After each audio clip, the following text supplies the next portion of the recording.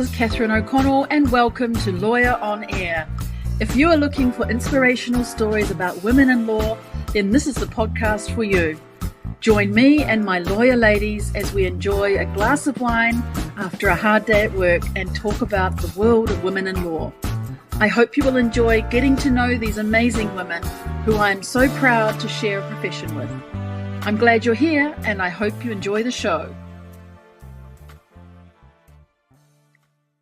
Hi everyone, welcome to episode 8 in season 2 of Lawyer on Air. I'm Catherine O'Connell. Today I'm joined by Rika Nakajima, who is Associate General Counsel and Representative Corporate Executive Officer at Oracle Japan. Rika is responsible for the management of general commercial and business transactions in the company. The Oracle brand is a household name and one I am very sure that everyone who is listening will know. You know them as a cloud technology company that provides organizations around the world with computing infrastructure and software to help businesses innovate, unlock efficiencies, and become more effective. Born and raised in Japan, first attending Sophia University's Comparative Cultural Department in 1990, Rika then took herself over to the United States to transfer to Brown University, graduating with a Bachelor of Arts in Honors in 1992. Rika then went on to take her Juris Doctor qualification at American University Washington College of Law in 1997. And then she passed the New Jersey State Bar in 1998, and after that, the New York State Bar in 2001. Rika has had over 20 years' experience having worked in prominent law firms and companies across Japan and the US. Her first law role as a qualified attorney was in EY, both in New York and in Tokyo as a tax manager. She worked there for 5.5 years before jumping ship to start as a tax associate at Baker McKenzie in Tokyo.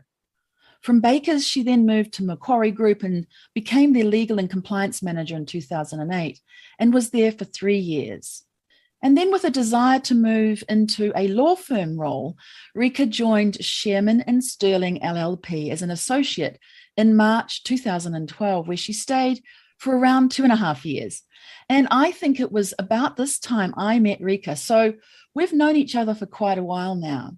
After Sherman, Rika took on the role of senior manager at PwC in the Office of General Counsel from October 2014 right through to December 2020. During the COVID-19 pandemic, so just on 1 year ago, Rika changed jobs, being hired at Oracle Japan as the Associate General Counsel. In fast succession in July 2021, Rika took up the role of Corporate Executive Officer. And then in August this year, she was elevated a further step higher when another senior woman in the company saw the brilliance of Rika and pulled her up yet another step higher on the ladder to become the Representative Corporate Executive Officer of Oracle Japan. Well, that's a fairly easy title to say, but in fact, the number of women holding representative corporate executive officer roles in Japan are very few. The number of men holding that office, who are also a lawyer, is just 1. But the number of women who are holding that office as women lawyers is just 2. And you know what? They are both at Oracle Japan. So what is remarkable is that Rika and her colleague, another lawyer who is a female, hold this role jointly. They are the only duo of female lawyers who are also representative corporate executive officers in Japan. So Rika joining Oracle and taking up this role is really history-breaking and a remarkable story in itself. And I think it tells us that even as female lawyers, we can aspire to be at the very top of an organization. And that can happen even if we may not be aware that this kind of reward is on its way to being delivered to us on the front doorstep of our lives. Well, this role is a super heavyweight role, but in talking with Rika before her recording of this episode, she seems to approach the role with ease and a sense of lightness in that she doesn't force over expectations on herself in this role, but rather takes each day as the first day and with a learner-leader mindset and with happiness at her core. I know you will really enjoy hearing from Rika how she is approaching this Associate General Counsel role in tandem with her representative corporate executive officer role, being passionate about coaching others to draw out their inner spirit to excel, all the while balancing her work and being a single mother to 2 sons, and never forgetting her hobbies and interests that keep her centered. I'm sure you'll see how these golden threads of passion weave their way through all of the activities that Rika immerses herself in. Rika is an example of yet another tremendous way to be a lawyer extraordinaire and a leader extraordinaire. And I'm so proud and excited to bring Rika Nakajima to you today as my guest. Rika, welcome to the show. Thank you so much for having me, Catherine. I'm so excited. Today, Rika, we're going to talk about all kinds of topics, your early days in Japan, what led you to switch over to the US to study and your path into the law, your career journey in Japan, landing your massive dual role, and being a leader, role model, supervising a team of lawyers, your North Star of happiness. And I would love you to also offer up some gems of advice for what some young lawyers should be thinking about for their careers in law and ahead. How does all of that sound? That sounds great, Catherine. All right. Well, today we are talking online, but Rika, if we were going to be meeting up in person, where would we be? Do you have a favorite cafe or restaurant or wine bar you love to go to? And what would be your choice of the menu? I've spent about a decade in the US for school, undergrad, law school, and work. And I just love just good old traditional American food. So I think we would be meeting at Bubby's in Akasaka. And we would have maybe a cup of tea. Maybe we could have like an apple pie on the side. Wow. So we would do that. And we'll sit out on the terrace and enjoy each other's company. Oh, it sounds nice. Bubby's in Akasaka. Okay, that's a date. Let's do that when we can get together in person. That is so cool. Well, I mentioned at the top of the show, Rika, that you and I met, gosh, it was 10 years ago, I think. And I think it was Laurie Lebrun that introduced you to the organization at the time, which was Foreign Women's Lawyers Association, FWLA. And we started to work together on the board there. And I think that was around the time you were at Sherman and Sterling. And I can remember several of our committee meetings at restaurants in Tokyo, and FWLA is no longer, but we do have a new organization, Women in Law Japan. But Rika, going back to those events at that time in the organization for women lawyers and also for men, it was important for us, wasn't it, for networking and communicating with other lawyers outside of work? Yeah, I think so. And, if it weren't for these, organization, we would never have an opportunity to meet. So, yeah, it was very important and meaningful. True. Yeah, I think so. So true. And then we lost track of each other just a little while. And then recently, our brilliant episode, season 1 guest, episode 3, I believe she is, lawyer on air, Aramide Fields, connected with you on LinkedIn. And through what is a force weaving its way through this podcast, which I will call serendipity, we were magically then reunited. And so I was able to have you on the show today. Don't you just love, Rika, how life delivers us people and experiences just at the right time when we need it? Yeah, I think so. I mean, such a force of universe, right? I mean, Aramide is like, I call her my cheerleader. And then through Aramide, I meet you and you're another cheerleader. So you both take me out of my comfort zone, just pushes me to the next level. So I love that. I hope we take you out of a comfort zone into a nice area, though, that you're not feeling uncomfortable. That's for sure. Well, it's certainly a pleasure to have you on my podcast today. So we're going to talk about your early days and your substantial career so far.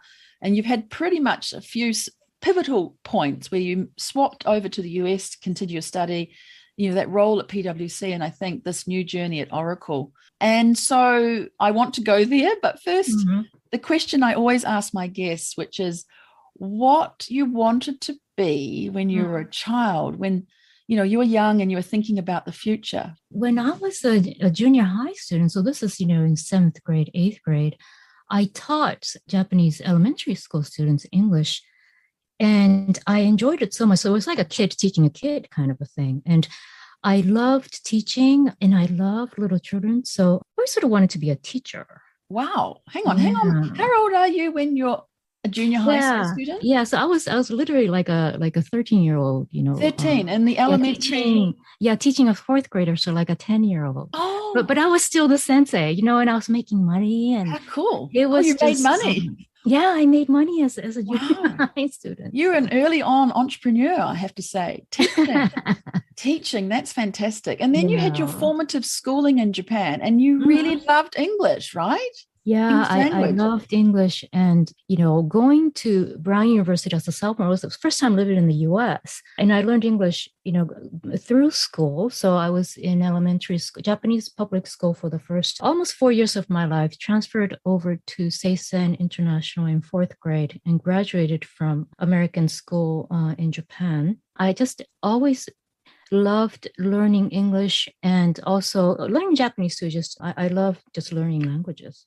Wow. What happened there? You were studying English and you loved it. You were also then wanting to go to the US and further your English Yeah. study, I believe. I think the story you were telling me just a little bit about before, but I'd love to hear a little bit more on that. My older sister and my younger brother, they both went to private schools in Japan, Rikyo. And actually, I ended up going to a public Japanese school in elementary school because I just simply didn't get in. And my father didn't like that. He didn't like the fact that I, went to a public school. He said, a proper Japanese girl should go to a nice private school, like an all-girls school. And his ex-girlfriend was actually a fourth grade teacher at Seisen International. And that's how I weaved myself in to Wow. international international. So that's where my sort of fate compared Mm, to my sister and my brother sort of take a different route. So when I graduated from SIJ, I told my father, well, I really want to study in the United States. I want to go to college here because all my friends went to college in the United States. And he said, absolutely no, you're going to a Japanese university. So he pretty much made me apply to Sophia University in Japan, and I got in. right. And he was so happy. He's like, my goodness, I've always wanted you to go to a good Japanese private university. And for him, it's like, I made it. And I said, well, but Tosan, like, I really want to study in the US. And he said, well, if you really want to study in the US, you have to become a lawyer or a doctor. And so it was a promise that I had to make with my father before Aha. transferring to Brown as a sophomore.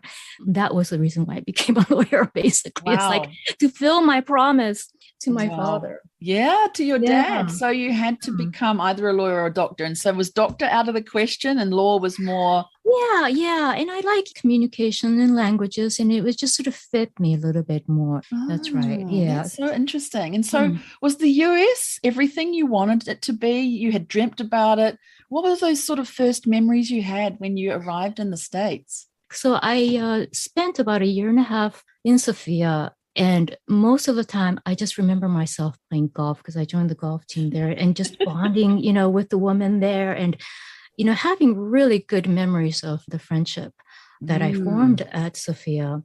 So the first year at Brown was actually quite hard because coming from that Japanese sort of, team and environment and going to this elite university, I just kind of got this sense that people were a little bit more self-absorbed, a little bit more selfish.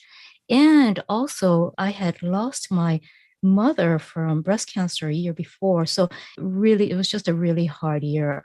I remember coming back after that one year, finishing the year at Brown, and I was still enrolled at Sophia. I had taken a year off. And I struggled. I said, I don't want to go back to Brown anymore. I really miss the Sophia life. And I still remember the conversation I had with my father over sushi. I said, I'm thinking about going back to Sophia. And he said, well, if you go back to Sophia, you feel defeated for the rest of your life. You need to just go back to Brown and conquer the environment. From a guy that actually didn't want me to study in the US, he was the one that actually pushed me to continue my studies in the United States. he wanted you to be in Japan and then he's saying, Mm. no, go back to Brown. Keep going. That's amazing. Yeah, that's right. Going back to Brown as a junior, because I transferred as a sophomore, it was a lot easier. And I roomed with Asian Americans. I really started to really embrace the experience at Brown. it's interesting because after spending 3 years there, I don't really remember so much about the classes I took, but I do remember the Thanksgiving dinners that I had, at my roommate's place, going to New York for the first time, visiting my other roommates home in Chicago, and the friendships that are formed, and the families, their parents, their siblings that I got to know. Those are the memories that I have and that I still treasure to this day from Brown. So it started out being quite competitive, but then as you were there longer, those friendships formed. And I'm expecting you're still in touch with many of those Yes. people. Yeah. Yeah, that's really, I think, when I really started to appreciate the life of being in US university. So, Rika, let's turn the page. You go to law school and graduate, and then you pass the New Jersey bar. And that led you to Baker McKenzie, and then followed by another move.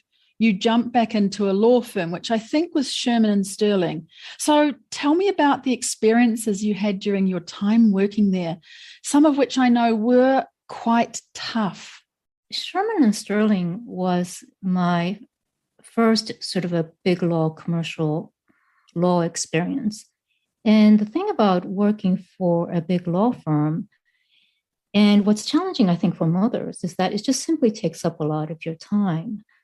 And what was difficult for me at that period in my life was that I had two small boys and I was a single mother. My late husband passed away when my second son was a month and a half.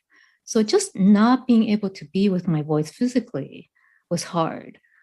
And for instance, I used to hire babysitters for a discounted rate. It was one of those single mother sort of benefits from the Minato ward. And I would have days where I would not see the babysitter because when the babysitter would come at 3 or 4 in the afternoon to pick up my boys from, nursery or kindergarten, I wouldn't be at home. And when they leave, which is 9 or 10 after, they put the boys to bed, I would still be in the office, so I wouldn't see them. So, those days were just emotionally kind of hard for simply because I really couldn't be with the boys as much as I would have wanted to. However, I would, though, recommend that for any lawyer, if given an opportunity to work at a reputable firm, to really take on the challenge, because you learn about just becoming a good lawyer. And I wouldn't even say it's from, your supervisors per se. I mean, you can learn from your supervisors, but you learn just as much, if not more, from your smart lawyer colleagues. So you sort of grind each other, you polish each other, you hone each other, and, you become better lawyers as a result. Wow. Can you give some example then of that grinding, polishing, honing in of skills? That sounds amazing. I'd love to hear some more. Yeah. So like, for example, I had an office mate who was a Japanese qualified lawyer. She was a bengoshi, a native Japanese person who went on to get an LLM and got the New York bar. And we worked together on a cartel case. And we would put together a memo to the Department of Justice for whatever argument we were trying to make. So I would put the first draft together and I'll flip it over to her and she would look at it and, move paragraphs around, delete sentences, add sentences, and then she'll flip it back to me. And we would do this a few times. And every time our arguments would be improved. We would finesse polish our memos. And, at the end of the day, we sort of come to a place where we're both happy with what we have. And what was most memorable to me, which I still remember, is at the end of the day, kind of a hard day, right? She would say, tanoshikatta, meaning, yeah, it was really fun, or like she would say something like, ii ichinchi datta, like, oh, it was such a good day. And the thing is, I was feeling the same way. It was a good day. The fact that we could sort of co-create this memo to come to a place where we're both happy with what we were saying, in this memo was really quite a fun experience. Wow. Okay. Anything else? I think having a good legal mindset is like having a good kitchen knife. The more you have the experience of working with good lawyers and just kind of having that sort of polishing and grinding experience, the sharper your knife gets. So like, if you have a good kitchen knife, right, then you can cut vegetables, you can cut, tomatoes, cucumbers, any meat, it feels pretty good. And it's kind of the same with having good legal skills. The more you polish your legal skills, you actually become pretty confident about your kitchen knives so that, with any sort of like a legal issue that may come up, you know that you can analyze an issue and communicate that issue well. Wow, right. I look forward to hearing more about that analogy of the knife, Rika. That's incredible. You've got me thinking. And then there was a big step for you to move to PwC, and I know you spent quite a bit of time there. So tell us what you were doing then, what you liked about that role, and perhaps what your learnings were there. I spent 6 years at PwC with the Office of General Counsel. And, looking back on the 6 years, it was more of that, grinding and polishing of my legal skills. I supported the IT consulting business, and I got involved in just a ton of transactions and reviewed a ton of agreements. The two takeaways from my years at PwC were one, on things that you sort of like, you can only sort of really actually come to a realization that you like it after you practice it. And I discovered that I love being in the technology area. I think of technology as like the hammer that fixes everything. And I think it's somewhat due to the fact that I'm a single mother too. I love efficiency because anything that sort of like even a Zoom call or something, anything that sort of makes working more efficient, actually that it means that you can spend more time with your loved ones. So I just love sort of being in learning about cutting edge technology. And as any good contract reviewer will tell you, if you're given, let's say, a non-disclosure agreement or services agreement or license agreement, you should learn about what's being sold. And so that's what I did, for many of my agreements is I would just, call the consultant up and say, what are you selling? What are your concerns? And just through those experiences, I learned about, what people in the market are interested in, what the cutting edge technology is that PwC is trying to sell. So that was just fun, to discover that I really actually kind of like being in technology. And the second sort of takeaway is just the friendship that I formed with the mamas, right? My mama tomodachis, my mama friends. And when you sort of move into a in-house counsel role, you tend to see more mothers because you get better, work-life experience. So we're all kind of in the same sort of situation, right? People talk about work-life balance. Well, actually for Japanese mothers, and I think this is true for all mothers, it's more about work, child raising balance. I mean, we don't exactly have a life, it's not like we go out partying, on weekends. It's really just the struggle of, balancing work and raising your kids. And I remember, the lunches for us were so precious because those were kind of the escape from, what we were struggling with. The friendships that I formed there with the woman were meaningful to me and still are, very meaningful to me. So, Rika, you left PwC even though you loved it there. And we now kind of need a drum roll actually for this next piece because it's so significant, this concurrent role that you have now. You joined Oracle in December 2020 as Associate General Counsel. And in less than a year, you have become Corporate Executive Officer. And not only that, you're now Representative Corporate Executive Officer.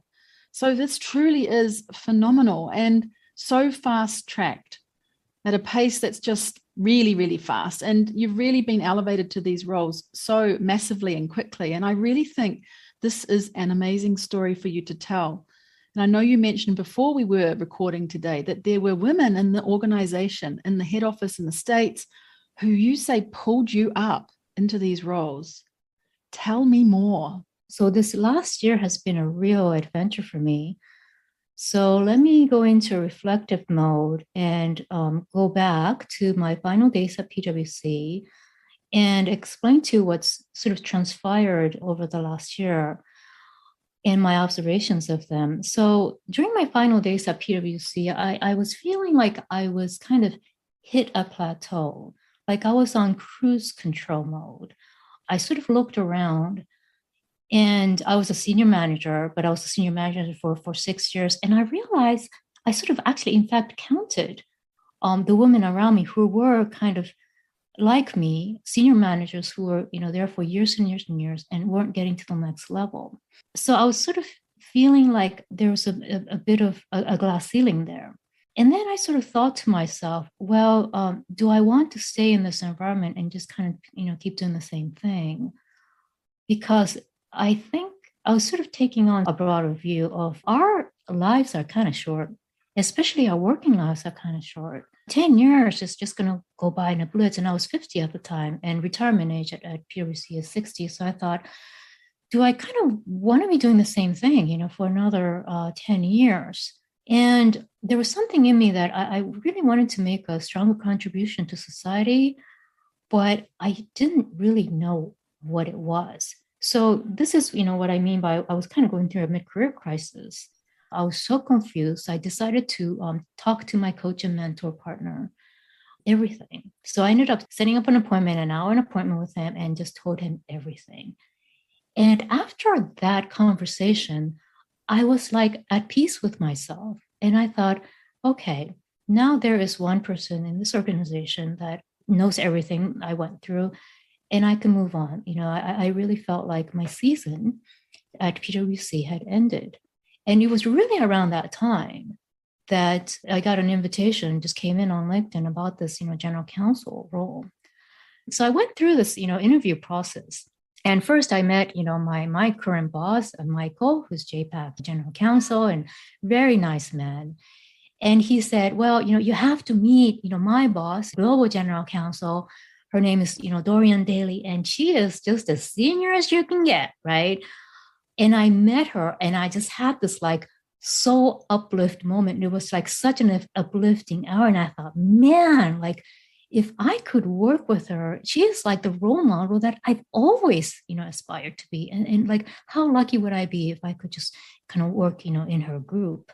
When I got this role, I was like pinching myself. Not only was it a general counsel role, but it was in the field of technology, and also I think for any person, men or women, we all need role models, right? And I thought, my gosh, I can work in the same organization as my role model. This is just so great. Like, honestly, I was feeling that way, right?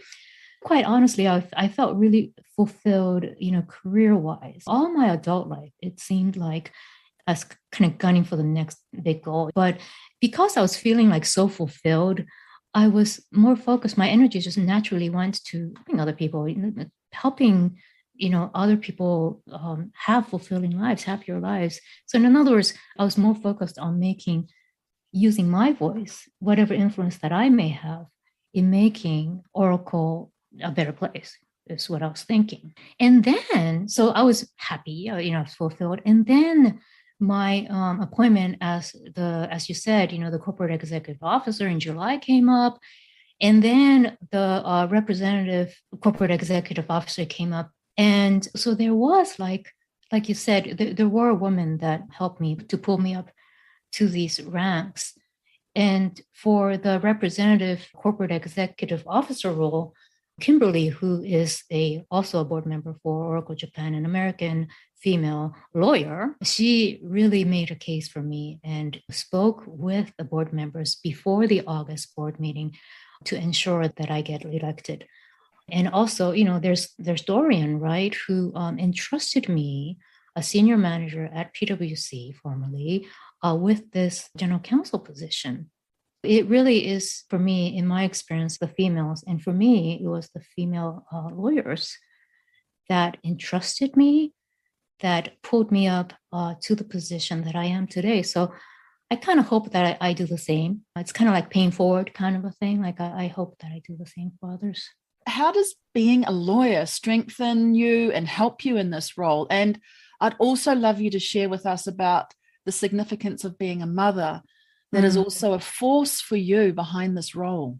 So I think being a lawyer does help. Some people can be good lawyers straight out of law school, but that didn't happen to me. I feel that my legal skills, my analytical skills, my communication skills were polished over the years. I have, over 20 years of experience in different law firms and companies.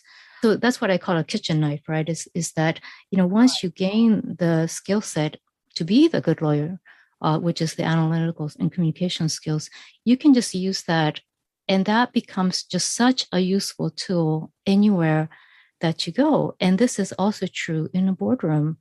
The other thing about being a mother, too, is that I think it's helped me just because I sympathize with other women who are reluctant to take on senior roles. And I think what happens is, we kind of hit our 40s and there is sort of this next position. And what happens in Japan, what I've heard, is that many women refuse to take on, management roles, senior roles.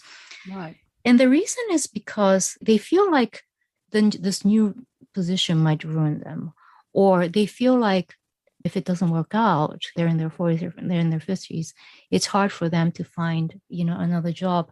I think it really ultimately comes to they feel that taking on a new risk at that age, it may just take away time, from their loved ones. I'm kind of sympathetic to that. And I guess my message to people who are kind of at that level is it's okay to be imperfect. And taking on a management role, an executive role, is not going to ruin your life. In fact, compared to, let's say, my last job at PwC, I don't think my job is any harder. It's different, but I don't think it's any harder. And I feel like I do have time to, and it's not just being physically with, say my boys or, but I feel like, there still is time that I could really think about my loved ones and think about their needs and have their needs met. Wow, amazing. And I think a couple of things you've said there I wanted to pick up on is, the analogy of the knife. That is amazing. It got me thinking about the knife itself can't do anything unless a person touches it or interacts with it in some way. So depending on how the human interacts with the knife, it could be used in a bad way for hurting others, but That's right. Can be used for the good things that you talked about, cutting up meat and vegetables. So the point is that with the knife having the other human side, the mother side, bringing in empathy, the knife then can actually be a tool where a lawyer, for example, has got analytical skills, and also mother makes an effective leader as having both of those skills there. Yeah, that's right. And then the second point you made was people don't need to be perfect to rise up the ranks. I think that may be the first time I've ever heard anyone say this, Rika, and I don't really know why people aren't more vulnerable and talk about this. So encouraging people to do that so they can go higher is astronomical, really, what you've just said. One of the biggest compliments I recently received is from our Shacho, the CEO of Oracle. And he said, I don't want to be politically incorrect, but the image of working women during the Showa era, right, was a woman who would not look after the family, is not a good wife, is not a good mother, just devotes all her time at work. That's I think where the phrase bari bari, came from, right? Bari bari career woman. And then he said, well, look at Nakajima-san. It was really just such a compliment, because that's how I feel, is that we don't need to be perfect. We can rise up the ranks with who we are. Yeah, and that buddy is going for it, isn't it? Going for it, just driven. And is he saying to you that you are, of course you've driven because you're in this organization, but you're also just taking it step by step. You're not perfect. You're working out things as you go up, and you're looking to others to also have some inspiration for yourself. You and I were both born in the Showa era, but you're talking about the working women in that particular part of Japanese history, yes? Yeah, that's right. And I see my role, and I think the role of other Japanese leaders in Japan as well, is to change that image, right, of the body career woman image of just women working in general. It is okay to be who we are, and we add value to an organization.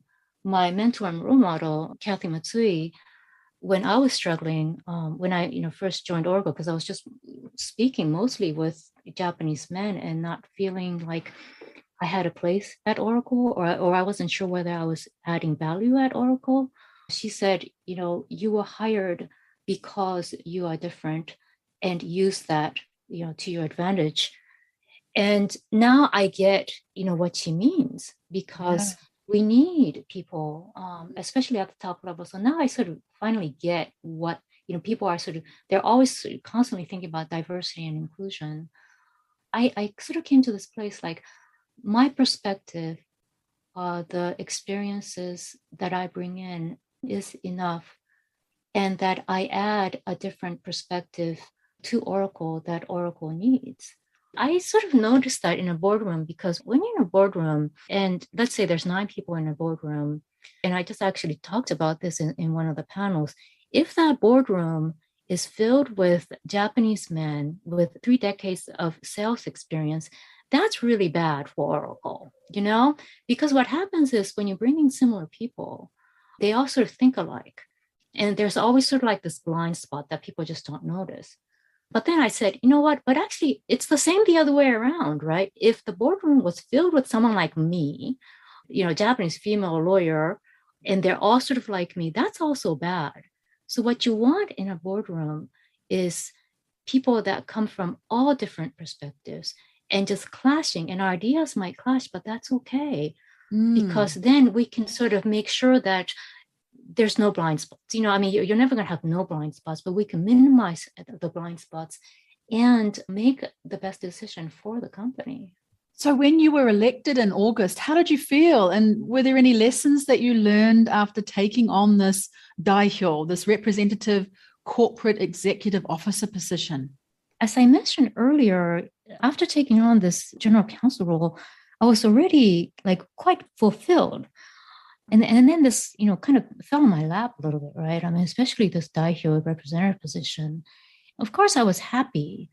And actually, the fact that like my boys were happy and my father was like so happy, because when you get elected, your name pops up in this national newspaper called Nikkei. So he was just really happy to see my name on the paper, So I was really happy about that. But at the same time, I was kind of like questioning myself, why is this happening to me? I really wasn't gunning for it. I'm achievement oriented, right? So it's like next goal. But really, this wasn't even one of my goals. It really just kind of happened to me. And the answer in my mind was something like character. Character matters. One observation that I had after joining Oracle, so it was something that I was sort of feeling at the same time, is that the more senior up you go in an organization, people kind of evaluate you. People sort of assume that you can do your job, right? Because age-wise, you're sort of more senior anyway. Then people start to look at who you are, like your character actually kind of matters, right? And it's just basic things that you teach your kids about. Be kind to others, be respectful, don't be so selfish, be more giving to others, that kind of stuff. And I really saw this difference because when I was in a more junior level, like, my position at PwC or even at Sherman and Sterling, of course, it helps to be a nice person, but really at the end of the day, if you could just do your job, right? If you had the technical skills, people appreciated that. You were fine. But what I realized is that in a more senior level, what you do every day matters. And you get put under a microscope, so to speak. And I actually started to pay more attention to my everyday behavior. Wow. What would you say then are the sort of top skills or characteristics you need to be a corporate executive officer or representative? What kinds of things do you think are really important as you're doing your role there, Rika? I guess first, I mentioned this before, but to not have your not to bring your political agenda into the boardroom. In other words, not to have an ego. So that's one. I think the other one is the ability to see the big picture. And this is probably easier said than done. But in Japan, you tend to see more followers than leaders. And people tend to be sort of more process oriented. rather than big picture oriented. Often I explain to people in Oracle US, for instance, sometimes they don't understand why Japanese people sort of, do things a certain way. And it is because through sort of just education in Japan, they're sort of wired to become more sort of follow the process kind of thinking. And they miss the big picture because they're so focused on like doing like everything perfectly and following the processes. So I would say that it's one, to not have an ego. Right. Second is to have the ability to see the big picture. And in my role, I think it's important to gain the trust of board members, because by gaining the trust, you can have the board members open up to you. And then if the board members can open up to me, then I can sort of communicate, let's say what the shacho is saying, and communicate that to people in the Oracle US and vice versa too. So gaining the trust of other board members, I think, is also important.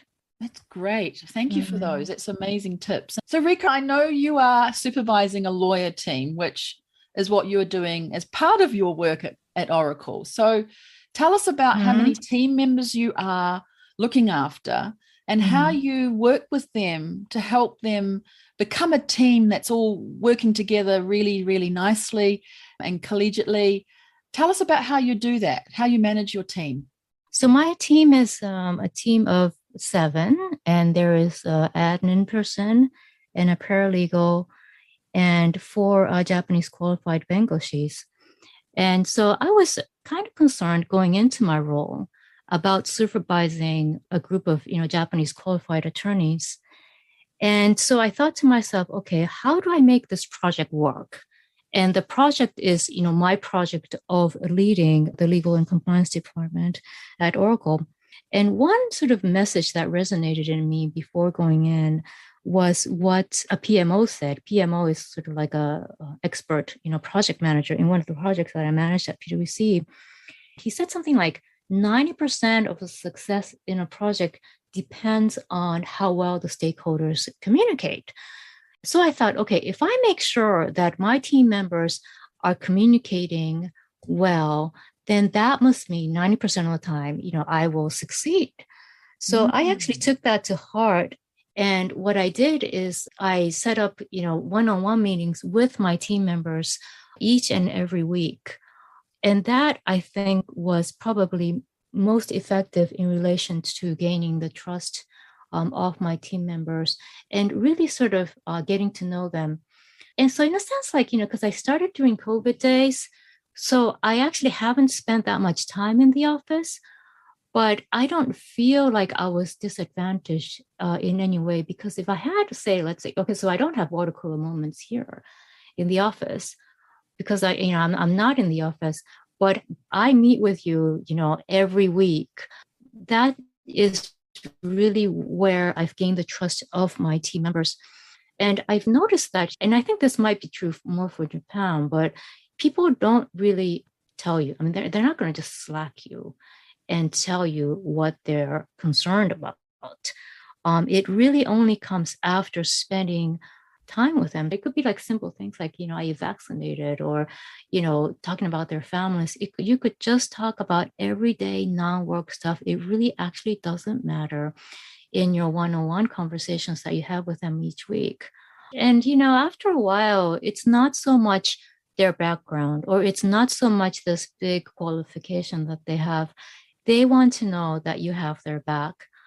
It's really about communicating with them that you care about them and they understand that. And then you've gained their trust, and then their skill set and their talents can shine. And you're a stronger team that way, because they're not inhibited about, showing what they have. So I do think that, communication and gaining their trust, and really like just grill this into them. You have their back, I have your back. Yes. I think is the most important thing.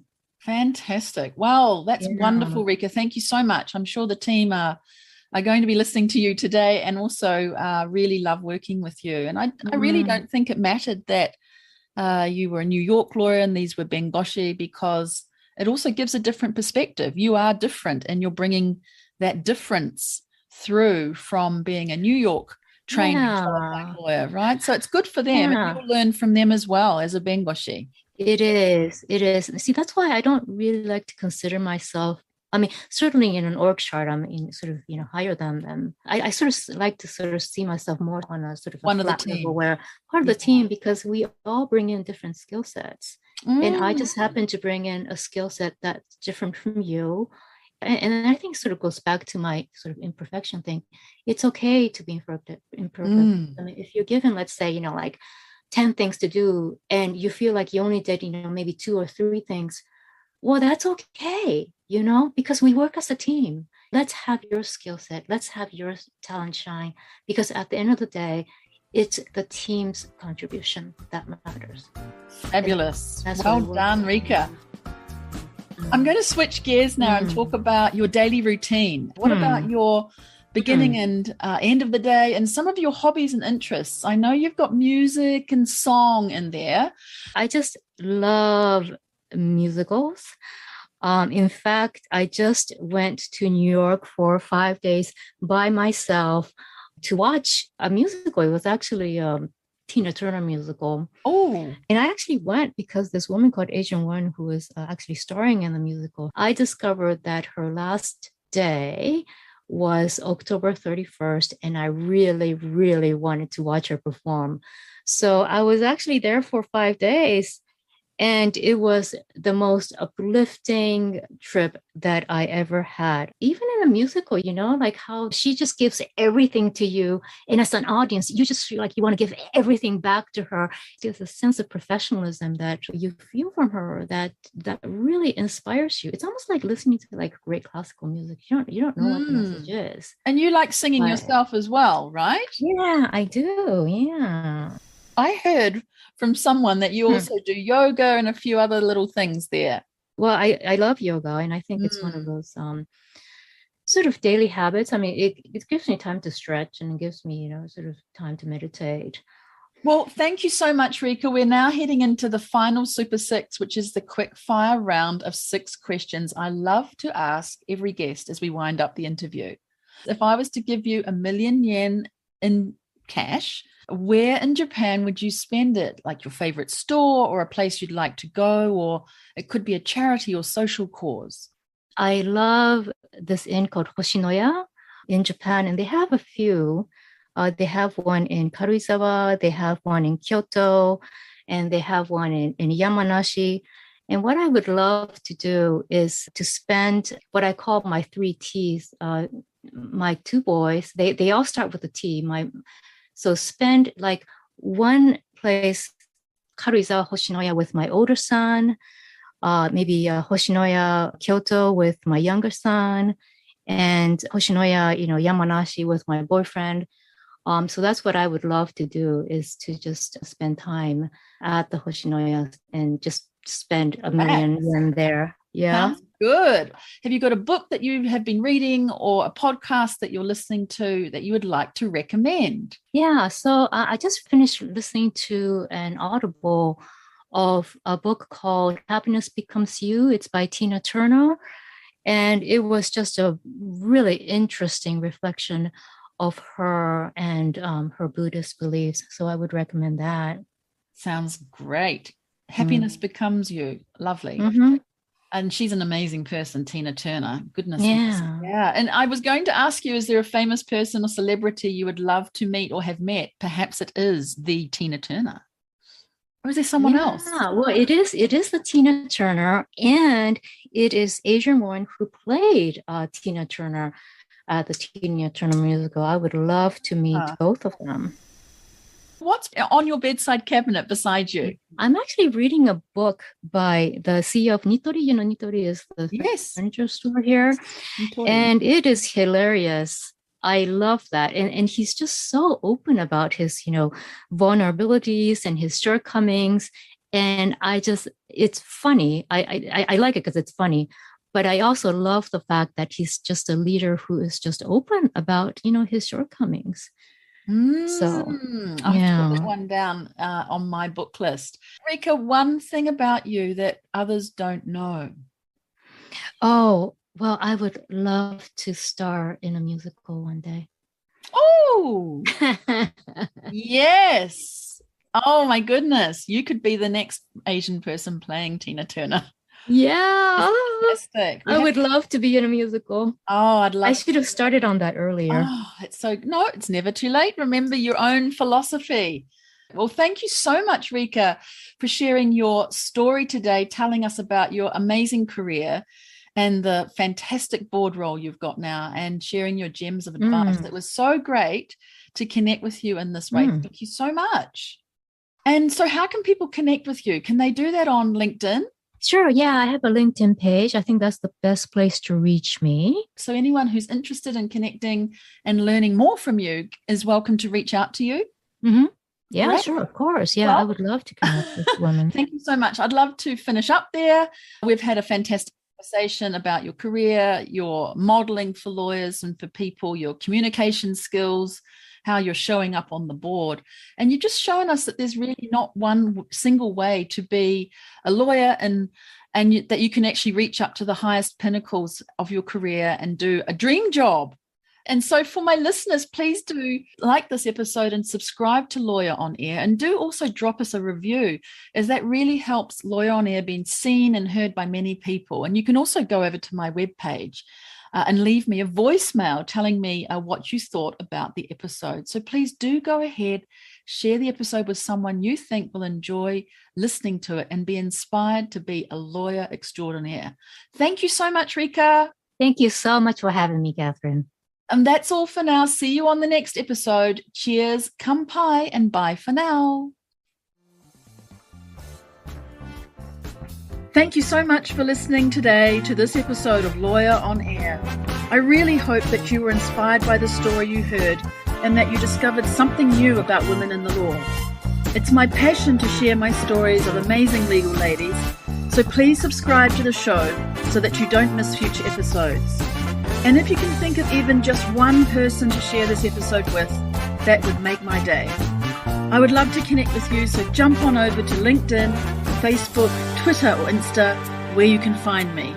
The links are in the show notes below. Well, that's all from me today, and I look forward to seeing you right here on the next episode of Lawyer on Air. Cheers, kampai, and bye for now.